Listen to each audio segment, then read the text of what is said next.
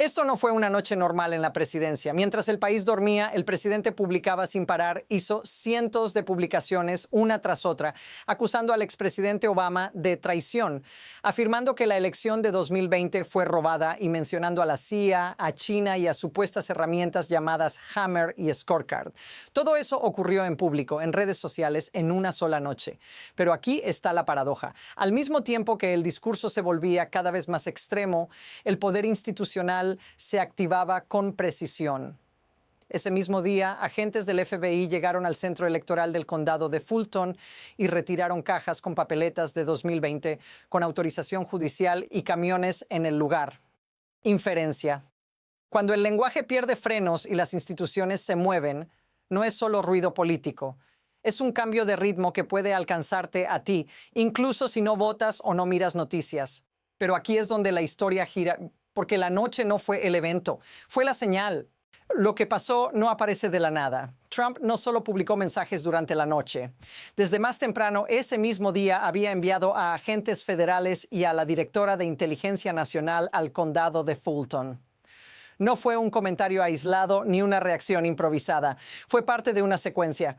Primero, las acusaciones públicas de fraude masivo en 2020.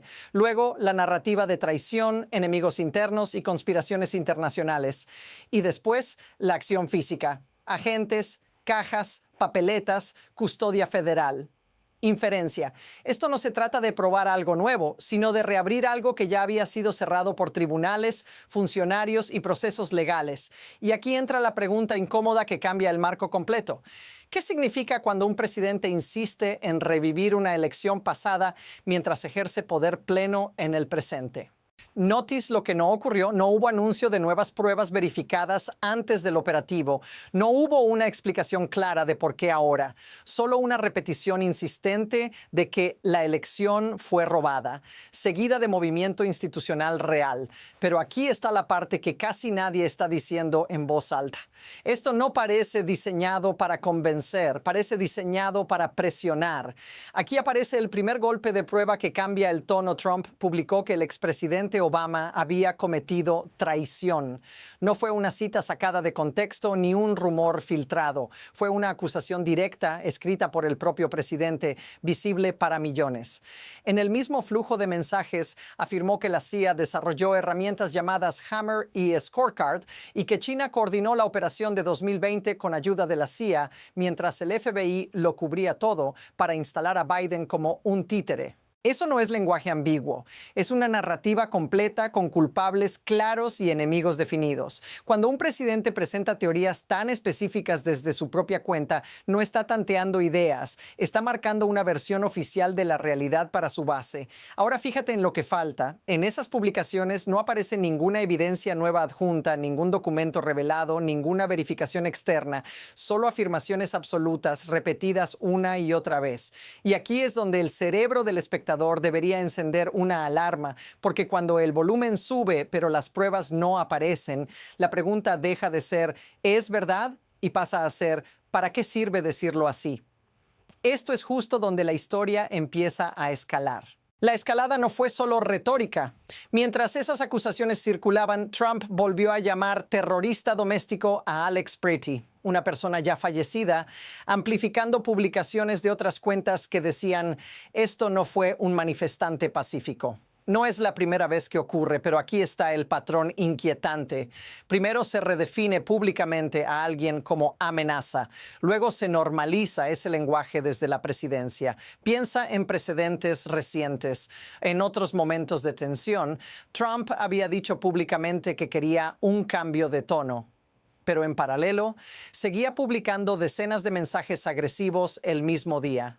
La calma verbal y la confrontación digital no son opuestas, funcionan juntas. Una tranquiliza a ciertos actores, la otra activa a otros. Y ahora observa lo que empieza a volverse normal. Insultos, acusaciones extremas y teorías de conspiración ya no aparecen como excepciones, sino como rutina diaria desde la presidencia. Cuando eso se repite, deja de sorprender. Y cuando deja de sorprender, se vuelve peligroso. Pero aquí es donde la historia da otro salto, porque el foco ya no es solo una persona señalada. es quién sigue después. Aquí llega el segundo golpe de prueba y es más difícil de ignorar. Ese mismo día, Trump respaldó públicamente operativos encabezados por el Dr. Oz en Los Ángeles, señalando a comunidades específicas. En un video, Oz aparece en una panadería armenia diciendo: "Aquí es donde se comete el fraude", hablando de mafias y del dialecto de criminales. No es una filtración ni un testimonio anónimo. Es un mensaje en cámara repetido luego por Trump en redes. Ahora mira la contradicción. Trump publicaba llamados a arrestos por fraude controlado por mafias rusas, mientras compartía imágenes personales junto a Vladimir Putin. Al mismo tiempo, afirmó que el 89% de los somalíes en Minnesota estaban involucrados en fraude de asistencia social. Son cifras extremas, lanzadas sin contexto ni respaldo visible en esas publicaciones. Inferencia. Aquí el discurso deja de ser solo político y se convierte en una herramienta de señalamiento colectivo. Las palabras ya no apuntan a hechos concretos, sino a grupos enteros. Y eso cambia cómo se percibe todo lo anterior, porque cuando el lenguaje acusa sin matices y el poder lo amplifica, la pregunta ya no es quién tiene razón, es quién queda expuesto después. Todo empieza a comprimirse en una sola secuencia. Mientras se intensificaban los señalamientos a comunidades, el propio Trump volvió a insistir públicamente en que había más fraude en California y que arrestos deben ocurrir desde la oficina Oval. Casi al mismo tiempo se difundieron imágenes del operativo en Fulton mostrando a agentes federales retirando cajas de papeletas sin que las autoridades locales supieran a dónde serían trasladadas. Luego llega el tercer frente. En entrevistas, el gobernador Tim Walz relató que Trump comparó las operaciones federales en Minnesota con intervenciones en Venezuela, diciendo que así funcionó allá. No fue una metáfora lanzada por terceros. Fue una comparación directa contada por quien recibió la llamada. Nada de esto ocurre con pausa, el ritmo es el mensaje. Publicaciones, operativos, declaraciones, comparaciones internacionales, todo acumulado en horas, no en semanas. Cuando el poder se mueve así de rápido, no deja espacio para correcciones ni explicaciones, solo para reacción. Y aquí es donde la presión se vuelve difícil de contener, porque ya no es una historia aislada ni un error puntual. Es una cadena que sigue avanzando. What happens if this continues? Ahora baja esto a tu vida cotidiana. Las imágenes que circularon muestran agentes federales en barrios, centros electorales y calles, mientras el presidente hablaba de invasiones, mafias y enemigos internos. No eran discursos en abstracto, eran escenas reales, captadas en cámara, vistas por millones. Cuando ese tipo de lenguaje se combina con operativos visibles, la incertidumbre se filtra en lo más básico: ir a trabajar, abrir un negocio, confiar en que las reglas siguen siendo las mismas mañana. Piensa en cómo se recibe esto fuera de Washington. Comunidades específicas, armenias en Los Ángeles, somalíes en Minnesota, latinos en general, fueron mencionadas directamente en mensajes presidenciales vinculados a fraude y criminalidad.